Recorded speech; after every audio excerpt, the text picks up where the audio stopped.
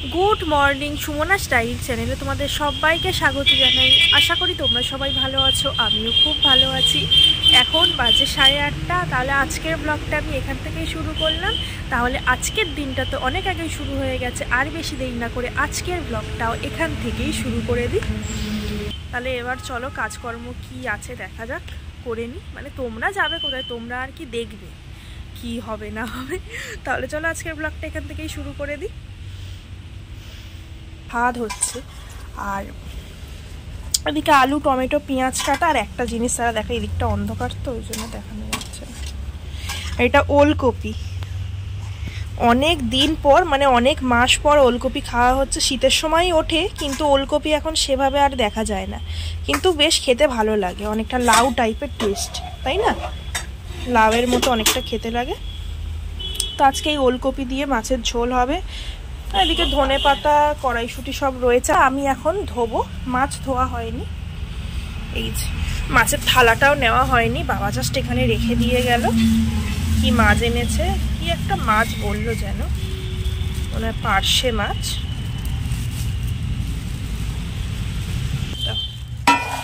ঢেলে একেবারে ধুয়ে আনি মাছটা, ঢেলে একেবারে মাছটা ধুয়ে আনবো এনে দিয়ে আমি এবার আমার কাজগুলো গুছিয়ে নেব।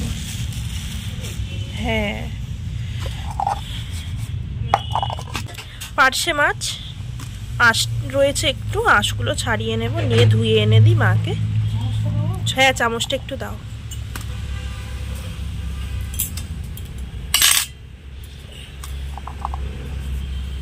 এখন 12টা বাজতে যায়। আমি একটু রোদের দিকে যাচ্ছি, আর একটা কাজ এক্সট্রা যোগ হয়েছে। মানে কাজের তো শেষ নেই কোনো, আরও দিনকে দিন কাজ বেড়ে যাচ্ছে। এই যে কাজটা হলো, এই যে লেবু খোসাগুলো এখন রোদে দিতে যাচ্ছি। এই কাজে ঢিলেমি দিলে হবে না, একদম পুরো সময় মতো কাজ করতে হবে, না হলে একদিন রোদে না দিলে এই নষ্ট হয়ে যাবে। তো ওই জন্য রোদ দেখে একদম, আজকে একটু রোদে দিতে দেরি হয়ে গেল। এবার থেকে আমি ভাবছি যে কোনখানটায় দিই, এখানটায়।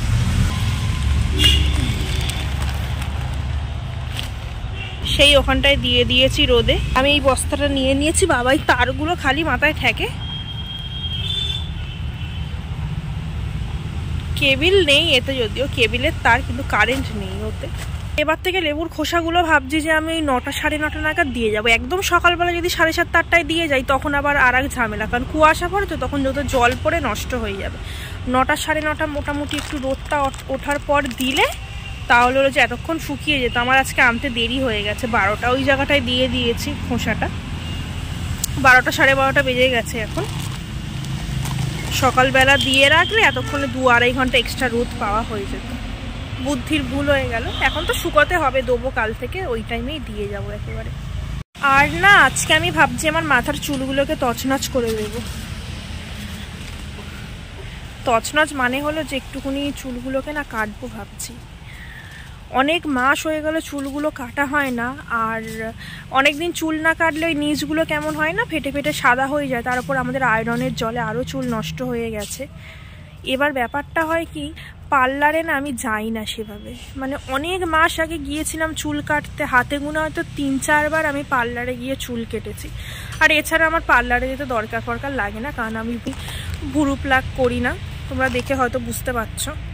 একদম ছোট কাঁচি, ওটাতে ধার আছে, কিন্তু এত পরিমাণে ছোট, ঠিক যেন মানে ধরে কাটাও যায় না, আর চুলেও আসে না। অনেকক্ষণ সময় লাগে ছোট কাঁচি দিয়ে কাটতে, কিন্তু কিছু করার নেই, কাঁচিও নতুন কেনা নেই। অনেক বছর ধরে, মানে অনেক দিন ধরে কিনবো করছি, তো কেনা আর হয় না কাঁচি। দেখি মাকে একটুখানি কেটে দিতে বলবো হালকা, আর আমি যদি পারি, ও সমান হবে না জানি, কিন্তু ওই একটুখানি কাটা নিয়ে দরকার আর কি। যাই একটু কাঁচিটা আনবো, বসে বসে ওখানে কাটবো। বসেছি এবার চুলটা কাটতে, আজরে নিয়েছি। আমার এই চুলে এত জট পড়ে না, ওই জন্য পার্লারে যেতে ভয় লাগে চুল কাটতে। মানে জটে তাড়াহুড়ো করে ছাড়লে লাগবে, জটে তাড়াহুড়ো করে চুল আঁচড়ালে লাগবে, তো ওই ভয়ে পার্লারে যেতে আমার চুল কাটতে ভয় লাগে। তো এখন আর বেরোনো হচ্ছে না বলে তাই ভাবলাম বাড়িতেই কেটে নিই। তো এবার কাটবো আমি, যা হোক করে এবড়ো খেবড়ো করে। এই যে মা আমার পার্লারওয়ালি দিদি চুল কেটে দিচ্ছে।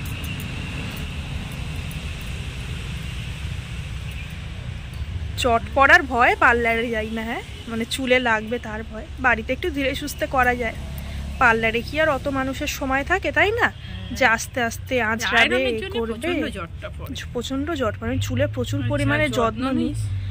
মানে অনেকে এখন তেল দিতে চায় না, কিন্তু তোমরা দেখেছো আমি সব সময় চুলে তেল দিয়ে রেখে দিয়েছি, সব সময় চুলে কিন্তু আয়রন, এত আয়রন জলের মধ্যে পুরো জট ছাড়ানো যাবে না, সব সময় তেল দেওয়া থাকে। আর আজকে তেল দিইনি কারণ আমি চুলটা কাটবো বলে, তাই নাহলে তেল দিলে তো চুল কাটা যায় না, স্লিপ খেয়ে যায়। তার উপর কাঁচিতে একদম ধার নেই, ছোট এইটুকুনি একটা কাঁচি, ওটাতে ধার আছে কিন্তু ঠিকভাবে ধরা যায় না, ওটা দিয়েই কাটবো। তো ওই জন্য ওই ভয়ে জট ছাড়ানো চুলে খুব লাগে বলে আমি আর পার্লারে হলে যে ওই জন্য যেতে চাই না, ভয় লাগে, চুলে লাগে তো। আর তাদের উপর তো কিছু বলে লাভ নেই, আমার চুল নিজেরই খারাপ, ওই জন্য চুলটায় লাগে। মা কেটে দিচ্ছে আস্তে আস্তে, পুরো জট ছাড়ানো যাবে না, নিচে এইটুকুনি মতো কাটবো। আমার চুল বেশি কাটতে ভালো লাগে না, অনেক বছর ধরে বাড়াবো বলছি কিন্তু চুল বাড়তে দিচ্ছে না, বার বৃদ্ধি কমিয়ে দিয়েছে আয়রনে। একটু দেখো মা কতটা কাটবো। চুলের নিচে এগুলো ফেটে ফেটে গেছে। আমার চুলটা দেখে বোঝাই যাচ্ছে যে কেমন অসমান চুল, নিজে কাটলে যা হয় কোনোদিন আমার চুল সমান হয় না। আর আমার চুলটা নিচটা এত লাল লাগছে, তো আমার চুলটা ওই রকমই লাল কালার, আমি কোনোদিন লাল করিনি, কিন্তু আমার চুলটা এরকম ছোট থেকেই লাল। যে ছোট্ট কাঁচি, এইটুকুনি কাঁচি দিয়ে কাটা যায়, মা এটা দিয়ে কেটে দেবে। একদম অল্প কেটেছে মা চুল, আমি বেশি কাটতে বারণ করেছিলাম, ভালো লাগে না বেশি চুল কেটে দিতে, কিন্তু চুল বাড়াবো বলে চেষ্টা করছি, বাড়েও না। মা এত সুন্দর চুলটা কেটে দেবে আমি ভাবতেই পারিনি, মানে ওইটুকুনি করে চুল বাঁধে গেছে, কিন্তু তার মধ্যে কি সুন্দর, মানে যতটা হয়েছে অনেক বেশিটাই সমান হয়েছে, কি সুন্দর কেটে দিয়েছে, এবার চুলটা বেশ ভালো লাগছে। দুপুরবেলা খেতে বসে পড়েছি, মা ভাত বেড়ে দিয়েছে, আজকে আমাদের হয়েছে আলু পেঁয়াজকালি ভাজা, এদিকে দাদার ভাত, আর একটা ঝোল হয়েছে মাছের ঝোল, পার্শে মাছের ঝোল, ওই কি না ভুলে যাচ্ছি, ওলকপি। আমি তখন রান্নার সময় বললাম, নামটাই খালি ভুলে যাচ্ছি, কি ভুলো মন কি। ওলকপি কড়াইশুঁটি দিয়ে পার্শে মাছের ঝোল আর ভাজা। এখন বিকেল হয়ে গেছে, আমি একটু উঠোনে দাঁড়িয়ে ভিডিওটা এডিট করছি। আর দেখো এখানে যে ছাতারে পাখিগুলো হয় না, ধূসর কালারের রং, পুরো মাটির সাথে মিশে যায়। যদি ভিডিও যদি না হতো, যদি একটা স্টিল ছবি দেওয়া থাকতো, যদি বলা হতো এখানে কটা ছাতারে পাখি আছে খুঁজে বের করো, মানে খোঁজাই যেত না, মানে যেত অনেকক্ষণ সময় লাগতো। মানে আমি দেখছি মাটির কালার এমন, আর পুরো ছাতারে পাখি আর মানে পাতা পুরো মিশে গেছে।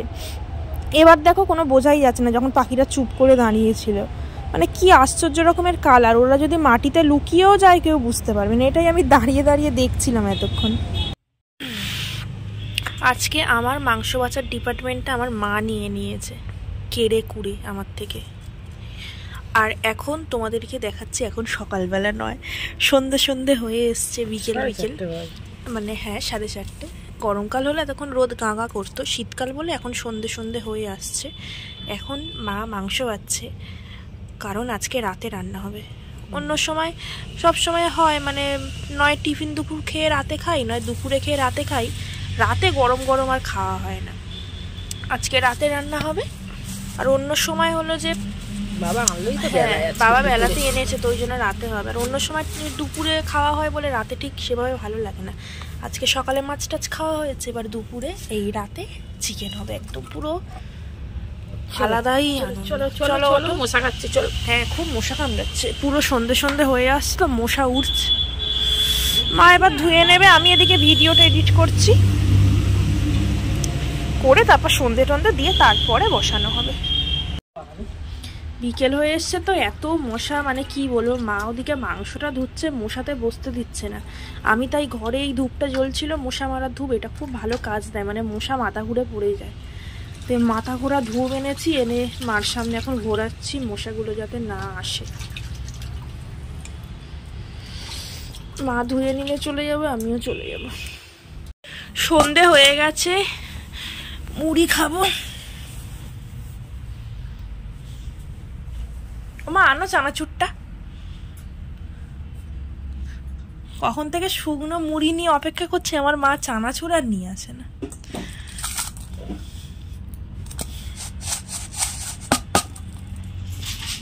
শুধুই মুড়ি খাই। টক ঝাল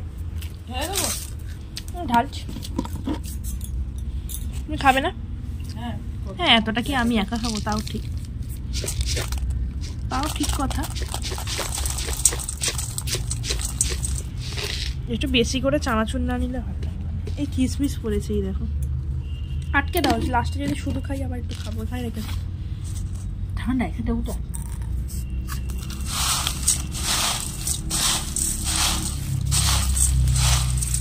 অনেকদিন সে চপ টপ দিয়ে পেঁয়াজ শসা দিয়ে একদম পুরো মজিয়ে মাখা হয় না। চপ টপ আর পাওয়া যায় না এদিকে এখন। চপের দোকান সব উঠে যাচ্ছে যেন আস্তে আস্তে। একটু খাটে বসি, আমাদের মেঝেতে এত ঠান্ডা। আরে পাড়ায় কেমন চপের দোকান থাকতো, বিছানায় না কেউ আর চপ ভাজে না। চপের ব্যবসা বাজারে না গেলে আর তুমি একটা ভাজো না বাড়িতে, খাও। সন্ধে টন্ধে দিয়ে তার কিছুক্ষণ পরে মা এদিকে মাংস রান্না চাপিয়ে দিয়েছে, এদিকে আলুটা এই মাংস এখনো রান্না হচ্ছে না আর কি, আলুটা ভাজা হচ্ছে। অনেকদিন পর রাতে আমাদের মাংস হলো। সকালে অনেকটা করে নিয়ে আসে, একেবারে হয়ে যায় রাতে খাওয়ায়, মানে টাটকা রাতে অনেকদিন পরেই রান্না হচ্ছে, ওই জন্য খাওয়ার উত্তেজনাটা আরো বেশি আমার। আমাদের একেবারে বেশি করে আনে 2-3 বার। হ্যাঁ, যার বাড়িতে যেমন, তাই না? এক একজনের বাড়িতে রান্নার ধাঁচ ধরন একরকম।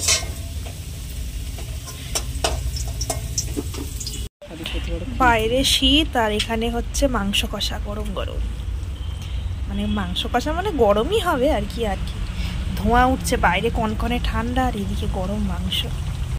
গরম গরম মাংসের কড়া নেমে গেছে, সবাই খাওয়া শুরু করে দিয়েছে, আমি আর বাদ যাই কেন, এবার আমিও খেতে বসে পড়বো। তাহলে আজকের ব্লগটা এখানেই শেষ করছি, আবার দেখা হবে নতুন একটা ব্লগের সাথে। তোমরা ভালো থেকো, সুস্থ থেকো, গুড নাইট, টাটা। টাটা তো বললাম, কিন্তু টাটা বলার আগে আর একটা কথা বলার বাকি ছিল, যেটা হলো আমার ভিডিও যদি তোমাদের একটুও ভালো লেগে থাকে তাহলে লাইক, কমেন্ট এবং সাবস্ক্রাইব করে দিও। আবার দেখা হবে নতুন একটা ব্লগের সাথে। এদিকে খাওয়া হয়ে গেছে, তারপর আমি রুটিটা এদিকে ঢুকিয়ে দিলাম, না হলে আমাদের বাড়িতে যা ইঁদুর রুটি খেয়ে পালাবে। তাহলে ব্লগটা এখানেই শেষ করলাম, গুড নাইট।